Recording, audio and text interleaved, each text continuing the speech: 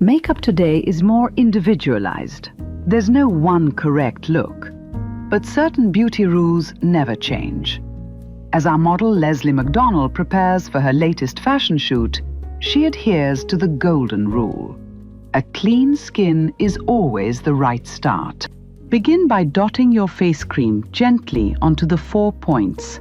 Then, using the fingertips, blend the cream upwards and outwards in soft, sweeping motions, lifting as you go, and easing the cream deep into the pores, creating the perfect canvas. Before you begin applying your makeup, arrange your beauty tools neatly in front of you on your dresser. Powder, lipstick and lip gloss, nail varnish, highlighter, a hand mirror, eyeshadows, mascaras, and false lashes if you like to add a little extra glamour. But first, you must create your canvas. Today, Leslie is choosing the liquid foundation. Always give the bottle a really good shake before you use it. Then, just as with your skin cream, dab the foundation gently onto the key points. Blend it in with the same soft upward and outward strokes, working from the center of the face outwards. Some skin prefers a cream foundation. Now onto the eyes.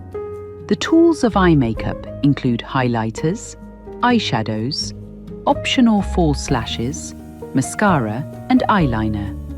Leslie chooses a bright, luminescent white cream shadow to begin with. This illuminates the darkest of eyes and provides a base for any shadow to follow. Apply on lids and over the whole eye socket. This is followed by contouring shades to show your eye. Finally, Leslie uses the cream white shadow to highlight under the brows. Liquid eyeliner adds depth and definition to your eyes, but must be carefully applied. Every woman has their own technique to applying, but the rule of thumb is to apply from inner to outer corner. Mascara makes even the most luscious lashes even more glamorous. If your lashes are fair or short, you can darken and lengthen them using mascara. It usually requires at least 2 coats of mascara to make your eyes truly bloom. To build thick, beautiful lashes, you should brush from base to tips of lashes, twirling the wand to lift and separate the lashes. Remember, long, smooth strokes are better than short, choppy ones. And don't forget the bottom lashes. Using the tip of the wand, first wiped clean by a tissue to apply, lift and separate. For your eyebrows, use light, feathery strokes of your eyebrow pencil to fill in bare spots, so you can create a definite, continuous line. Try using 2 shades for a softer look. Now for pressed powder. Using a clean puff, press it firmly onto your skin. First across your forehead, then down the nose, lips, and cheeks. It's also ideal for touch-ups whenever needed, so always carry it in your handbag. The secret of makeup is to get a smooth, natural look. Rouge. Yesterday's girl would use cream rouge.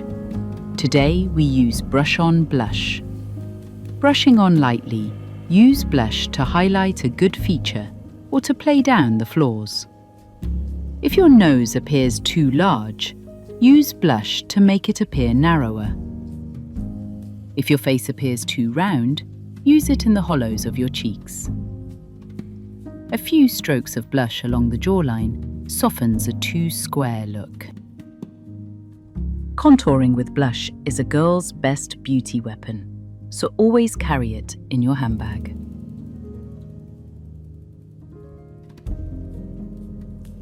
Now we come to the lips. Lipstick comes in conventional tubes and lip gloss comes in pots. Whatever you choose, applying with an artist's brush is always preferable, at least for your first application in front of your dressing table mirror. Outline both lips, then fill in with vertical strokes. Want to make your mouth appear smaller? Draw the outline inside your natural lip line. If lips are too thin, just reverse the technique.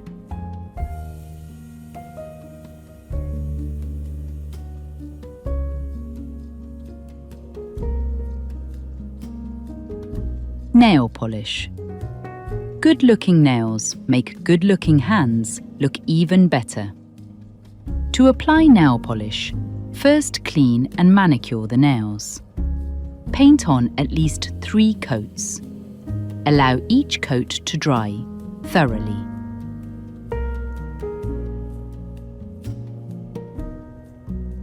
And now Leslie is ready for her photo shoot. That's all.